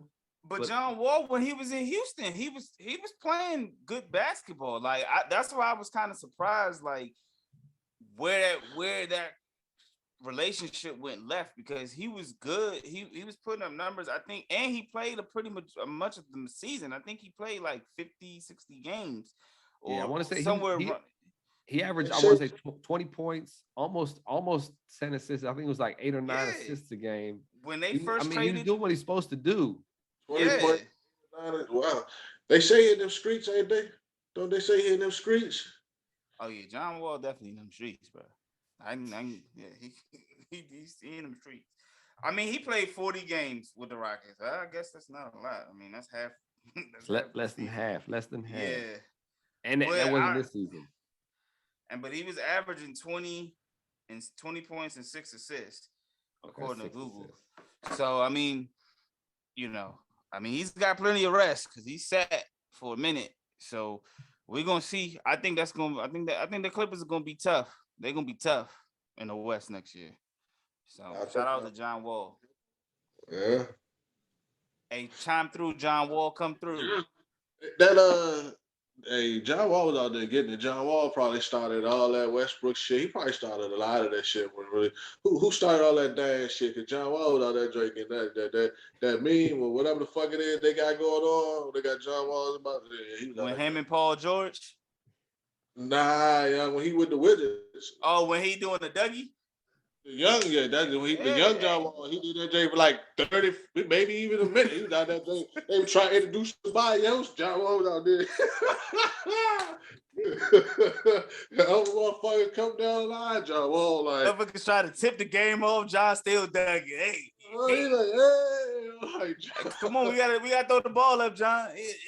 They're like, hold on. Hit this last one. Hold on. Watch this one. John out there getting it. Yeah. He jumped off. We in this dance craze era right now. He probably helped jump off all that shit for real. He probably did. I wouldn't be surprised. Now that you said, I can't really think of too many other players that was really dancing before John Wall. I can't think of off the top of my head, but that's what's up. Yeah. But John Wall, come through, man. Come through the man cave, man. Hey, we put you and Bradley Beal back together again on this show. Let's go. You know what I'm saying? Come through. That's what's up. All right. Well, switch courses here a little bit. Let's talk a little bit of tennis with the rackets and the balls hitting back and forth and stuff. Wimbledon, one of the most prestigious Grand Slams events in the history of the sport. Wimbledon. It's played on grass courts for those people that don't know. Actual grass that they play tennis on. Y'all talked about Serena previously. Serena Williams got in as wild card, and she goes down first round to Harmony Tan. And I got to give a shout out to Harmony Tan because she's part Cambodian. That's my wife's heritage right there, so ethnicity. So shout out to Cambodian Harmony Tan. Let's go. I don't know why you had to beat Serena though. Why? It wasn't in straight sets. It went 3 sets. It was over 3 hours, and I think that's what really killed it for Serena. 3 hours. 3 hours Yeah. and 11 minutes. Shit. No, not only that. I mean, Serena beat herself, bro. Like she had 54 unforced errors to Like- Tan's 28 unforced errors. Now, whether that's the time because they was playing for 3 hours, whether it was conditioning or whatever. That's her rhythm probably off, just in general, getting back into it. That's just, the So- time shit off, everything like that, rhythm off. That's just small. Yeah, Prime trying to rhythm. get the rust off. Yeah. So I mean, they asked Serena if she thinks she'll be back next year and things like that, and what she would think if this was her last time in Wimbledon. She kind of like she don't know. She of course as a competitor you hate to lose and go out on the first round, but this was her third time actually losing in the first round as well. She lost, of course, last year in Wimbledon when she tore her hamstring, and in 2012 before then was the last time she's lost in the first round. I hope Serena can get back, and I'm still rooting for Serena to get back and break that record, tie it and break that record. It's gonna be tough. It's gonna definitely be tough. I think Serena can do it. She's just gotta, hopefully the health is in her, is in her corner, because I think that's gonna be the biggest. She got to keep playing for. Yeah. Cause the other Harmony 10, I mean, she made some shots, but like Serena was up 4-0 in the because they were tied with the third set, so they had to play up to 10, and Serena was up 4-0. Yep, she was up 4-0. I watched the second and the third sets. I missed the first set, but I watched this pretty much most of the rest of the match. And like you said, Serena had 50 something unforced errors, and literally when the third set came around, all Harmony Tan did was we call it being a pusher. She was just a wall. All she did was just get the ball back. It had no pace. There was no swinging at the racket, nothing. All she did was just like pat it back. And that's all she had to do because Serena just made mistakes. And that's Serena, her mistakes aren't as dominant like that. She put balls away. Harmony Tan was getting every ball. All she had to do was just put a racket back, put the ball back in court. Serena's gonna miss it. So I'd like to know how much actual training she put in to be there for Wimbledon, how much practice she got in beforehand, because hopefully she didn't do much practice, because if she did, then I feel even worse for her right now, because that's not a good look. And court. Gee, do you say you're busy on the tennis court? I get busy on the tennis court. Oh shit! I'm a certified tennis pro. Actually, I could teach lessons and stuff. I've been known to crush some folks on the tennis court. Oh shit! Yeah, my little son, he been actually we're gonna rap. All right. That's all he been That's looking a bet, but yeah. Serena, she's 40 years old. I got a feeling this is her last time at Wimbledon, unless she does some she gets on like that TB12 routine or meals or something. Like that's the route she's gonna have to take, and it's a lot of work for a woman her age. Got a family and stuff like that now, so it's a totally different ball game for her right now. And just coming off an injury, like a major injury like that. Major injury too. So I hope she's back at Wimbledon, because I don't want to see it end like this. And like Jay said, she deserves to have that record, because oh God, I had the girl's name. Margaret Court, I want to say, is the girl that has 24 Grand Slams. And I talked to my dad, because he's a big tennis guy. That's who got me into it. And he's like, look, Serena's the greatest tennis player of all time for women. There's no doubt about it. Even though the numbers aren't there for the most Grand Slams, but the girl Margaret Court was playing back then ain't nothing compared to the girls nowadays, women's nowadays. Let me say that. So Serena's still the greatest. Yeah, I was trying to Google her name, but yeah, I'm like you, G. Like I would love to see her conquer that record. We grew up watching the Serena Venus era, and definitely she's the most dominant that I've seen. So, do you think it was her conditioning? Like, It was she was watching her. She was just dead on that court. Like she was not chasing. She was not running nothing down. That ball's going over there. Yeah, I'm not gonna get to it pretty much. And she So didn't. I'm even gonna, yeah. so let me ask you this. Let me ask you this question. Like, I if don't she got didn't, time for this shit. It's like that. if she didn't lose this round, like, would you have seen her? Like, how far do you think she could have? See, I think 100%. I'm 100% sure certain that if she gets past this round, she's going to get better as that tournament goes on because then her condition's going to build up and she's going to get back in that shape real quick because that's what she did. That's what she is. She's a beast. She's a pro, whatever. But to come out with this 3-hour first match, that was just a death sentence for her. That was the worst. She was not prepared to be out there for 3 hours. I promise you that. Damn. Now she know we gotta get 4 or 5 hour sessions in. Like we gotta practice this motherfucking law like this now. Now, hey, one woman that is doing her thing up and coming, like we talked last. Coco. Coco. Hey, she cooked. Coco's looking like she could. She made her big mark couple years back in Wimbledon when that's when she first came on the scene. So this is a good tournament for her. She's one of the hardest serving women out that joint. She's got the power on the grass. It just escalates everything. So we're hoping we see another run to the slam finals for her. Yeah, she cooking, man. I like Coco. She doing her thing, man. Even the young lady you told us before who beat Coco in the French Open, I've been keeping my eyes on her. Iggy Swiatek Swiatek or something. Something like that. She nice with it too. Yeah, she's still on her winning streak, so yeah, we got to watch out for her. Yeah, she nice with it too. So, yeah. All right, so we speaking about matches. There's another type of match that people do in the ring or whatever. You know, usually people like boxers, like officials like boxers. I mean, Jake Paul, does he count as a boxer nowadays? Hey, he doing his thing, man. He doing his thing. You know who ain't doing their thing no more? Some guy named Le'Veon Bell and Adrian Peterson. Man, my man rapping though. Wow. Le'Veon Bell, Adrian Peterson about to go head to head in a boxing match. So first, I gotta say, who y'all got? Who knocking out who? I know who I got in this one. I'm gonna let y'all talk first. Who y'all got? I'm going with AP. Hell yeah.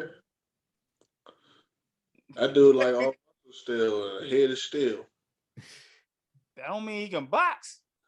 Shit, I mean he can run motherfuckers over. He got some power. He boxing other motherfuckers over there. He got some power in that muscle head for sure. Oh. So it's gonna be power versus speed. Cause I mean, not to say that Le'Veon ain't got no power, but I mean Le'Veon is more. We've known him to be the more shiftier, quicker running back. I mean, AP was fast too. So I don't know, man. Agile to AP. I don't know. What I've learned from athletes getting into the ring is that they're not as good of boxers, or that we think they are. You know what I'm saying? Or could be. So I'm gonna go with Le'Veon. Just to go against what y'all are going against. This I have no footage. I don't know any. We don't know what G's gonna say. Shit. Hey, G going AP. Adrian Peterson all day AP. He might see Le'Veon Bell. He like, you know what? You almost like my kids, son. I'm about to badass motherfucker. Oh man, yeah. I love AP all day. I had to throw that out there, man. All love, AP. All love. Oh man. If you do it in the state of Texas, be careful, bro. Hey, look, though. I knew that was coming at some point in time. I was waiting for it, man. Nah, I'm gonna go with Le'Veon just to make things different. That's hilarious. G said he have a water boy moment on his ass. Hey, that's hilarious. So I know we got a couple more things we can talk about if y'all like. We got USFL Championship. I know our spokesperson for the USFL, Hey, let me. Jae Jones, aka I know all the USFL talk. You know what Tell I'm us saying? about that. Hey, let me just tell y'all this, man. On this show, I'm an advocate for the USFL, man. I don't know all about it. I've been trying to learn to follow the game. It is an exciting game. I'm gonna throw a few numbers out there. If y'all don't know, the USFL Championship is July 3rd, this Sunday. It's at 7:30. It's on Fox. You got the Birmingham Stallions and the Philadelphia Stars. Birmingham was 9-1 because they played 10. They played 10 games in the season. They were 9-1, and Philly was 6-4. They've been confirmed to have another season 2. So next year it will be there. The semifinal ratings, the first game last week, they got 957,000 viewers. The second game on NBC got 998,000 viewers. So they've been getting a lot of viewership. It was better than MLS, the best MLS game. It was better than that. It was better than the first round of the NHL playoffs. So they got. You think they got more views than our podcast? Slightly, just a little bit. Just about like 900. Just about like 999,000 more. Something like that. You say you was talking to, Jay? So one of the dudes I was talking to, he was an affiliate. He not an official. You know what I'm saying? Team spokesman. He's an affiliate. He like us. He try and get on. So he affiliate. So but it's definitely, if y'all haven't checked it out, man, if you got time, I know it's the 4th of July holiday weekend. You know what I'm saying? If you in the house and looking for something to watch on TV, the USFL. I've seen players that one hit. They hit on there. One dude got his tooth knocked out. One dude, and these are legit hits. This ain't like no blitz type shit where motherfuckers is getting body slammed and shit like these are legit hits, man. Like, and it's pretty good football, man. I enjoy it. I can't say that I don't. So I enjoy it. So y'all go ahead. Like helmet to helmet hits and shit like that, or Nah, they do adapt a lot of the rules that the NFL has.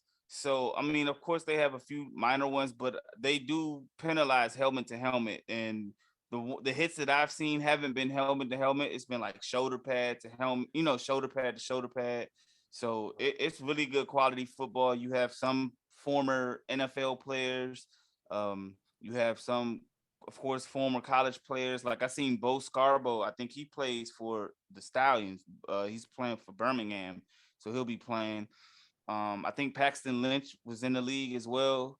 I know Todd Haley, a few of the coaches were in the league, so it's not bad. It's something to watch if you got the opportunity. So check it out if you can. Okay. So it's pretty dope.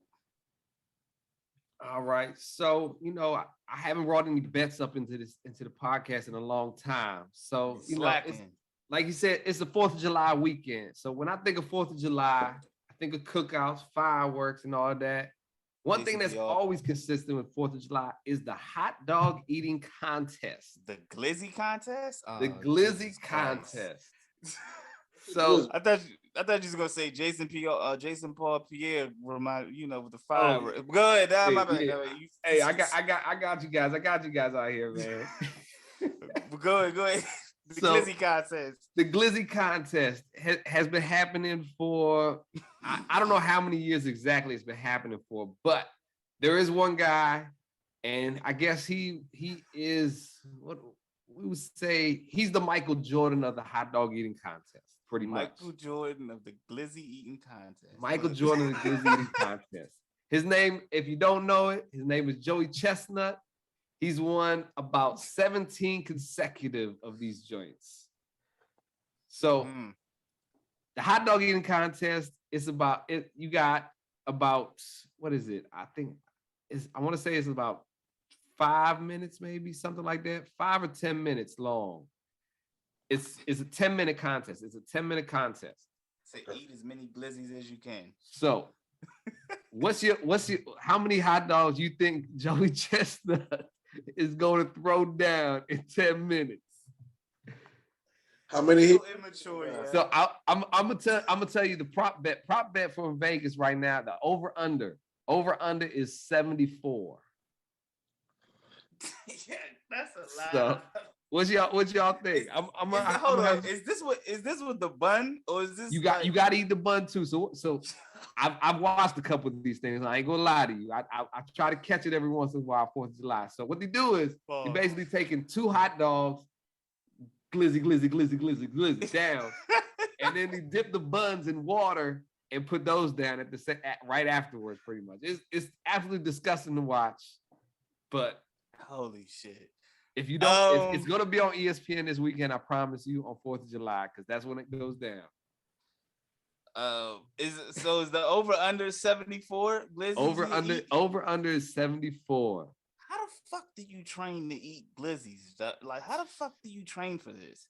These are professional eaters. That's what they do. They go around and just eating contests and just demolish shit. Ballpark? Is there a certain brand these are Nathan's. Nathan's sponsored in Coney Island. I'm gonna go with under 74 glizzies, bro. That's a lot. Under 74 glizzies for Jay. What you think, Willie? They say he a glizzy eating monster. Glizzy monster, yeah. They say he get bitten. They even got me saying that stupid ass word here. Hot dog eating monster. Glizzy monster, B. It did sound better, but I don't like that word. But they say he a glizzy eating monster. They say he eats 75, 76. Like it's shit. But so it's like no. But yeah, he say he get busy. He like a trick. He get busy better than a trick though. He need to take his talent to another profession. I'm pretty sure they appreciate him. I don't know. Yeah, they enjoy eating so. Oh shit! I'm going over 74. I'm gonna say he's over 74 glizzy. I'm saying he's gonna set his new personal best for 2022 with we'll go 77. 75, 77? I'm gonna go 77. I say 75, 76. They said 1 year it was 75. He beat the record and then he turned around and he had 876. Yep. Last year, like, God damn. Yeah, I think he practiced. How the fuck do you practice that? Just I don't even. Let me get the whole. Yeah, I'm praying for that, man. Got some rubber glizzies in the house. He practiced with. So hey man, that's 4th of July also reminds me of baseball too, man. So I know the All-Star week is like in July 19th, man, but man, it's crazy, man. It's a lot going on, man. So glizzies and baseball. Glizzies and baseball, America's pastimes. Yeah, man. Hey, one thing I'm gonna bring up to y'all. I don't know. I posted. If y'all haven't joined our Facebook group, sports group, please check out the Man Cave Sports Podcast Sports Group on Facebook. But I posted the brawl. I don't know if y'all peeped that the Angels and the Mariners brawl. That shit was pretty wild. And I was looking. They handed down the suspensions, and it was funny to me because the interpreter for the Angels was out there throwing hands. He got suspended because he was out there in the brawl. An interpreter, I don't know which player he was in. I don't know if it was Ohtani's interpreter or who. I got a feeling it might have been Ohtani's. Man, possibly not though. He got more than one interpreter probably. Man, how the fuck did the interpreter out there throwing hands with the team and shit? I guess loyalty, baby. He's trying to be blood in, blood out here, man. You know, I'm trying to be in the game. Hey, gang. Yeah, and then you had the relief pitcher for the Angels dislocated his elbow running out trying to get on the field to the brawl. He then ran, tripped, and fell and dislocated his elbow. So that's the guy you don't want fighting for you. I'm coming, guys. I know, right? He didn't make it out there. I'm out. I'm hit. Like, damn, like I was, hey, guy, I I know it's not funny, but I was dying laughing. I said, how the fuck you trying to run on the fight to the fight and you get hurt before you even get to the fight? Clumsy ass motherfucker. Terrible. So now he out 2 months at least. He out 2 months. They passed down, I want to say 12 suspensions on that joint. And I feel, baseball fights, man, it's just a bunch of guys acting like they're gonna do something and they doing shit pretty much. It's like, what? Smoosh somebody and then back up. Like, hey, I'll be a part of a baseball fight. Don't get me wrong, I'll get in the baseball. What? Man, I'm just waiting for that one batter to just run with the bat onto the mound, man. Like, fuck throwing the bat down. I get hit by the pitch, I'm coming at you with the bat, bro. Like that, you know what I'm saying? So I'm just waiting for that. I don't want to see it, but I kind of do want to see it. See how you got to go at the motherfucker with the battle. Just don't give a fuck. You gonna get lit up in that suspension if you come with the bat and you. Oh yeah, you probably won't be able to. Yeah, you probably ain't gonna be able to play baseball no more. You probably gonna be banned. But I thought that shit was crazy. I thought that shit was funny, man. That the relief pitcher, that Bama broke his fucking dislocated his elbow trying to run on the field.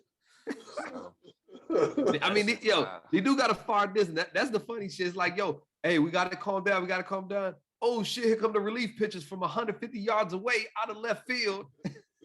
He said, "Hey man, y'all go ahead without me. I mean, y'all go ahead without me." Has anybody seen John? So I don't know, man. That shit's hilarious, bro. That shit's wild. So. And man, of course, my Braves, we lost, man, to the Dodgers. We should have got him the third game. Freddie Freeman, his whole situation is fucking crazy. He wants to be back in Atlanta so bad. His situation is crazy. So, well, you know what he could have done? He could have signed a contract with Atlanta. But it's crazy because he just fired his agent because they said his agent didn't give him the Braves' final offer. So he didn't know. According to what he said he didn't find out till this weekend. Probably why he was in there talking in Atlanta. They were like, "Yo, look, you know what we offered you, right?" He said, "Nah, what y'all offer?" And they told him. He said, "That motherfucker." So I hear a lot. I hear a lot in a lot of different industries. I hear the agents or the people just don't get back to motherfuckers and shit. Yeah. They said it's common in baseball. The more money they make for the signing, the more money they make. Yeah. So that shit's wild, man. So I thought that shit was interesting. So man, Freddie Freeman, man, he was crying. He was doing a lot of crying. They say he's not even making as much in LA because LA the price is so high for everything that he's not even making what he would have made in Atlanta. So Atlanta. Cheapest places to live. Yeah. So Atlanta was offering him 6 years, 140 mil, and the Dodgers he signed for 6 years, 162 million. So, we're gonna see though. We will see. I figured we come back next week talking some more MLB All-Star stuff since it's coming up. Hey man, y'all make sure y'all watch that glizzy eating contest too, man. Let me know how that turned out. Joey Chestnut in the building. Just that last name with glizzy, that's difficult, man. Yeah. Man. It used to be another guy. It was an Asian dude, and he was smaller than me, and he used to dominate this joint. And then Joey Chestnut came around, the American guy, and he just destroyed, and he took it over ever since, pretty much. That's what's up. Y'all got any plans for the 4th? Anything going on? Y'all shooting off some firecrackers, some fireworks and shit? I mean, I'm not gonna say I'm not gonna incriminate myself on here, nothing, but there might be some bang bangs coming around in the neighborhood. Now, not for me, I don't know who, but something might be set off. All my fingers will be attached. Jason Pierre-Paul, I'll take a video, show you how to set fireworks off. Learn something. Damn. Fireworks fired. So, all right, cool. What about you, Willie? Man. Anything? Cookouts? I don't even think so, but it's always something popping. But there's playing now. Okay, all right. That's what's up, man. Hey, one thing for sure though, anybody who does listen to this joint, if you send fireworks off at fucking 3 o'clock in the goddamn morning, 4 o'clock in the morning, I'll say that. Did a dog bark when you said that too? Did something? hey, that was fucking good, great timing.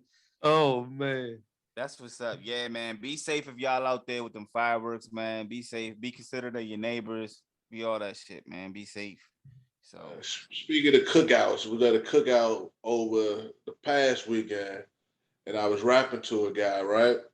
And apparently there's this draft. I don't want to say like secret society thing because I forgot the real details of it and shit. But apparently the draft used to only be stationed at one place or every year somewhere in New York, Radio City or something like that. Yeah, NFL draft. Yeah, the NFL draft. He said something like prior to that, he had some type of deal or something that he went there every year. He said that then once they started making money off of it and selling tickets and moving it around and marketing and everything like that, it started off with a group of 300 some people for whatever reason. I forgot the initial reason why they got it, but they got lifetime tickets to every NFL draft. The only catch is they have to go to every NFL draft. Once they decline it or they can't make it, then they lose the privilege. And he was telling me the first time I went to Vegas not too long ago, and he was telling me about the first time he went to Vegas with the previous draft when we was watching. And I'm like, yeah, that joint looked lit as fuck. I wish I was there and shit. But he said it's like it started off a group of 300 of them for whatever reason, I can't remember. But they had lifetime tickets to the NFL draft and shit, no matter where it goes. They just got to show up. But right now, he said that happened in 2009 or 10, I believe. I forget. But somewhere one of those years, he said, but now it's down to about 130 something. So they're like a half. About 10 years, they're like a half and shit. But I forgot the stipulation that made them get the lifetime tickets to begin with. But there's this group out here, fellas. We got to start finding out how to do shit like that. He like, yeah, I go. He said, my wife, she knows no matter where it's at. I said, wife, I gotta go to Vegas. She was like, yeah, I know. You gotta go. Hey, that'll be dope. I'm for it, bro. I'm for it. Yeah. I know G went to the one. He went to one in Dallas. He was talking. I went to the one in Dallas. That shit was. I wish I could have went to the one in Nashville before the pandemic, but yeah. That's what's up, man. Tell them we for the tickets, man. Hey, hell yeah. He said, yeah, I don't know. He said he just get one ticket, like one per person. He said it was just one. However they started, he said it was him and a couple other buddies and shit. He said, so they still go. He said, but half of them, they missed at least one of them motherfuckers. Something happened. They're like, oh, okay. That's a seat we could be making money off of. Like, nah. You're right. That's what they saying. Hell yeah. Well, hey, we appreciate y'all. And for all of y'all that made it through the end here, make sure you check us out on Spotify, Apple Podcasts, YouTube, 613 Faye Productions. Search it on Instagram, Facebook group, The Man Cave Sports Podcast. You can holler at me at G Money Caveman on Twitter. I'm gonna be more active. I'm gonna talk to y'all. Y'all respond to me or some shit, man. Send me something. Shit. Why I gotta be friend requesting all y'all motherfuckers? Somebody friend request me. Damn it. All right. Tell them where you find y'all. Oh man. Yeah, man. Jae Jones on all social media platforms, man. I'm telling y'all, Twitter is lit as fuck, man. So I definitely be on Twitter, talking shit, man, having fun with it. So man, y'all can find me on there. Again, Twitter, Instagram, Facebook, TikTok, all that shit, man. Find me on there. Jae Jones. Willie Baby on Facebook, Willie Prater. It's the government. Come find me. You know what I'm saying? Like G say, get at me. Come find me, baby. Hey, was that a daddy? Yes, sir. All right, fellas. The Man Cave Sports Podcast. We out. We out.